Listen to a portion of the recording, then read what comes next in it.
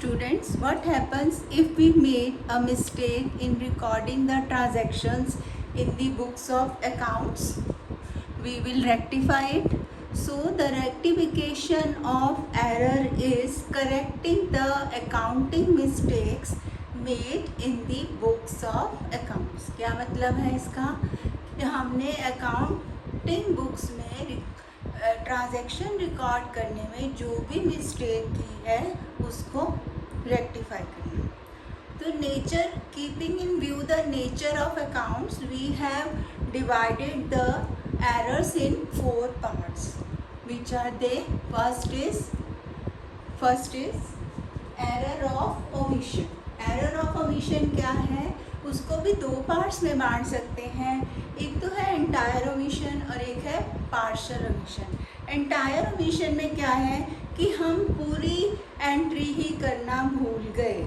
हमने ना डेबिट किया ना क्रेडिट किया. मान लो कोई सेल्स हमने क्रेडिट पर की लेकिन हम उसकी एंट्री दोनों जगह करना भूल गए, सेल्स बुक में भी और उस पर्सन के अकाउंट में भी. तो उससे ट्रायल बैलेंस में कोई फ़र्क नहीं आएगा. लेकिन अगर हम पार्शियल ओमिशन करते हैं, मान लो हमने उस पर्सन जिसको हमने बेची उसके अकाउंट में कर दी लेकिन हमने सेल्स बुक में नहीं की, तो इससे हमारा ट्रायल बैलेंस जो है वो करेक्ट नहीं होगा, उसका दोनों का बैलेंस मैच नहीं होगा. तो वो कहलाएगा पार्शियल ओमिशन. आगे मैं आपको बताऊंगी कि उसको भी रेक्टिफाई कैसे करना है.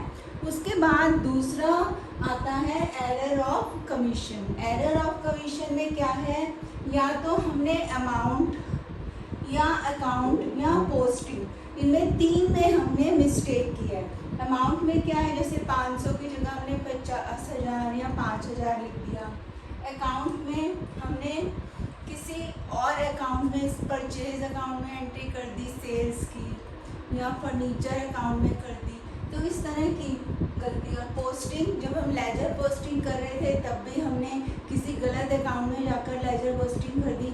तो इससे भी ये होगा, अमाउंट होगा तो हमारा क्या है कि ट्रायल बैलेंस नहीं मिलेगा. पोस्टिंग से भी गलत से ट्रायल बैलेंस नहीं मिलेगा. अकाउंट है तो मान लो हमने क्रेडिट किसी और पर्सन को करना था, किसी और पर्सन को कर दिया तो वो मिल सकता है हमारा ट्रायल बैलेंस. थर्ड आता है error of principle. Principle error क्या है कि हमने जो हमारे अकाउंटिंग रूल्स थे उनको अप्लाई नहीं किया. मान लो हमने we purchase furniture and we made it entry in the purchase book. तो फर्नीचर तो क्या है, एसेट है, और हमने उसकी एंट्री परचेजेस बुक में दिखा दी. तो ये प्रिंसिपल की गलती है, सिद्धांत की गलती है, और इससे हमारे ट्रायल बैलेंस को कोई फ़र्क नहीं पड़ेगा.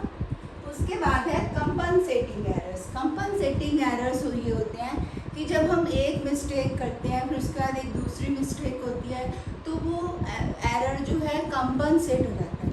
मान लो हमने किसी को गलती से डेबिट किया तो उतने ही अमाउंट से हमने गलती से किसी को क्रेडिट कर दिया, तो वो हमारी मिस्टेक जो है कंपनसेट हो जाएगी और उससे हमारे ट्रायल बैलेंस में कोई फ़र्क नहीं आएगा.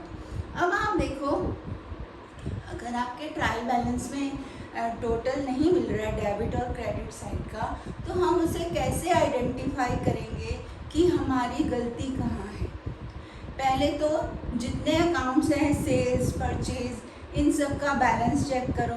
फिर जब हम बैलेंस ब्रॉड फॉरवर्ड करते हैं तब तो हमारे से कोई गलती नहीं होगी है. कैश अकाउंट का भी बैलेंस चेक करो. उसके बाद हमारे डेबिटर्स और क्रेडिटर्स का बैलेंस चेक करो. और इसके अलावा हमने जो भी परचेजेस की हैं, सेल्स की हैं, सैलरीज दी हैं, रेंट है, इन सबको आउटस्टैंडिंग वाले जो हमारे कॉलम्स हैं और हमारी अकाउंट्स हैं उनको चेक करो. इसके अलावा जब हम पोस्टिंग करते हैं, लेजर पोस्टिंग, उसमें हम एक पेज से दूसरे पेज पर बैलेंस लिख जाते हैं या अमाउंट लिखते हैं, उसमें हमारी गड़बड़ हो सकती है. हम 5,000 की जगह 50,000 या 500 भी लिख सकते हैं. तो इस तरह से हम अपनी मिस्टेक ढूंढने की कोशिश कर सकते हैं कि हमारा ट्रायल बैलेंस क्यों नहीं मिल रहा. लेकिन अगर आपका ट्रायल बैलेंस नहीं मिलता है तो हमने जो भी एंट्री रॉन्गली मिस्टेकनली की है उसके लिए हम क्या करेंगे, सस्पेंस अकाउंट एक खोलते हैं। मान लो हमने रेंट अकाउंट को डेबिट 2 बार कर दिया, तो हम एक बार सस्पेंस अकाउंट डेबिट करके और फिर रेंट अकाउंट को क्रेडिट कर देंगे, जिससे हमारा बैलेंस जो है इक्वल हो जाएगा। अगर हमने रेंट सैलरीज अकाउंट को डेबिट नहीं किया था तो हम उसको डेबिट करके और सस्पेंस अकाउंट को क्रेडिट कर सकते हैं। इस तरह से हमारा ट्रायल बैलेंस मिल जाएगा सस्पेंस अकाउंट को खोलकर। तो आई थिंक आपको ये सब समझ आ गया होगा। अब इसका पार्ट 2 नेक्स्ट क्लास में मिलते हैं।